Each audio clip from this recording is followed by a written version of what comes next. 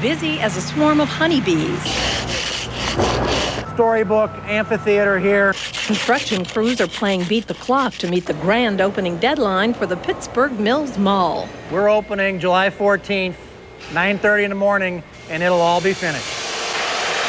The $280 million project on a 200-acre site even has its own interchange and is expected to draw 19 million visitors a year. We have more than 175 stores in here. The mall is divided into an enclosed space called the Galleria, featuring an incredible kids spot, hip retailers like H&M, a 1,000-seat food court with free laptop hookups, a bowling and martini bar, a 16-screen multiplex with IMAX theater, and an indoor-outdoor virtual NASCAR circuit. Municipal offices for Fraser Township are now also located in that mall. Developers anticipate that people will be willing to travel from 40 to 50 miles away, and for you mall walkers, the loop inside the mall is just about a mile. With a live report, Mary Rob Jackson, KDKA TV News. Just outside Pittsburgh, Pennsylvania, sits the Pittsburgh Mills Mall, a dying mall that is only about 20 years old. At one time, this mall was being talked about as a huge economic stimulus for the area. But today, over 90% of it is vacant, and the property is overrun with decay. This is one of the most unique malls I've ever been in. It's one level, rectangular in shape, and is organized into neighborhoods where the stores were once grouped by theme. Its signage and elements of the interior design borrow from the trend known as Memphis design, characterized by bright colors and different abstract shapes, which makes the mall feel not very modern in a good way. It opened in July 2005, co-founded by the company that would later become Simon Property Group, the largest owner of shopping malls in the United States. The mall cost $280 million to construct and could house about 160 tenants. At the beginning, the mall had several hyped-up tenants such as Lucky Strike's Lanes, Borders, and Sears Grand, a spin-off of the iconic department store that also sold groceries. Over the years, Pittsburgh Mills was home to a number of recognizable brands, including H&M, Johnny Rockets, and a huge Cinemark movie theater that appeared to still be open when I visited. This was and is the second largest mall in western Pennsylvania, so hopes were extremely high when it opened. But the mall never lived up to expectations. This is for a few reasons. For one, the mall was probably too large for the local market. Situated about 25 minutes northeast of Pittsburgh, it had to compete with the larger and better placed Ross Park Mall in Pittsburgh's north suburbs, which were only about 15 minutes away from the city. On top of that, the mall had a hard time attracting tenants from the very beginning, giving the place an emptier feeling than you might have seen at other, more successful malls of the time.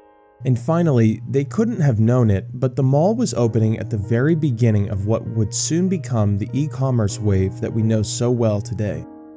Ironically, the main anchor tenant at the mall today is Mac.bid, which resells discounted Amazon returns out of the former Sears Grand location.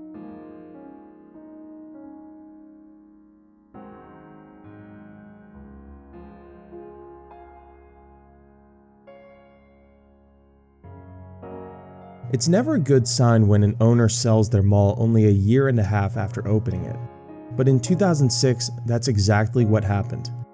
The company that would later become Simon Property Group sold the mall to a commercial real estate company, Zamius Services, which had been its partner in the project. And in the years following Simon Property Group's departure, several large tenants like Linens and Things and Borders Books closed up shop, and so-called low-quality tenants like military recruiting offices, insurance sales offices, and small churches began taking their place.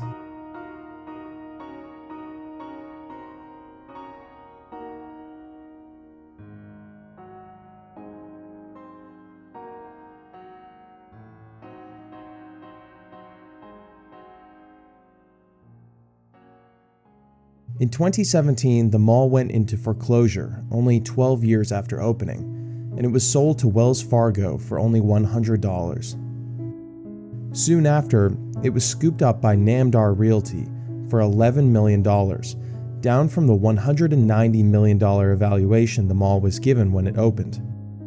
Like the owners of many of America's struggling malls, Namdar has earned a reputation as a slumlord, a strategy in which landlords scoop up struggling malls in the hopes that the land will appreciate over time, or that it can be used as leverage for securing loans and other financial benefits.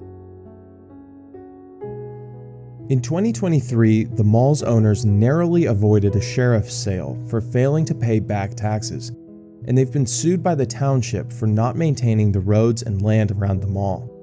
Almost all of the anchor tenants are gone. Dick's Sporting Goods closed in June 2025. Joann Fabrics closed shortly before that when the chain went bankrupt. And the writing is probably on the wall for the Macy's that is surprisingly still open as of my recording. According to the local papers, Namdar Realty is quietly searching for an off-market buyer for the mall. It's truly a shame. The mall's unique design separates it from other malls in the area, and the ambition behind it seems more or less to have gone to waste. It saddens me to say that this mall will probably not be here in the next 5 to 10 years. A very quiet ending for a place that, unfortunately, probably never stood much of a chance.